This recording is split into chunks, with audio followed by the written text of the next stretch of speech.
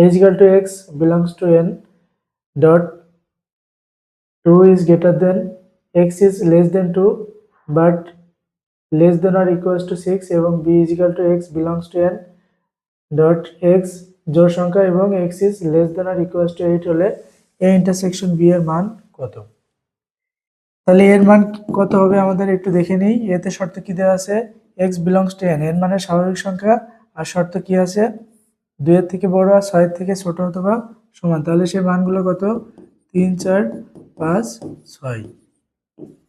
আর b এর ক্ষেত্রে কি বলা আছে, x is belongs to n, x জোড় সংখ্যা হবে এবং 8 এর থেকে ছোট অথবা সমান হবে। সেই সংখ্যাগুলো কত 2 4 6 8। তাহলে a পাইলাম, b পাইলাম। এখন এই ইন্টারসেকশন বি কিভাবে বের করব? এই ইন্টারসেকশন বি হচ্ছে 3 4 5 6, ইন্টারসেকশন বি এর মান কত 2 4 6 8। তাহলে কমন আছে কি কি? কমন আছে 4 আর 6, 4 আর 6। ইন্টারসেকশন মানে যেগুলা কমন আছে সেইগুলা। অ্যান্সার হবে খ নাম্বার।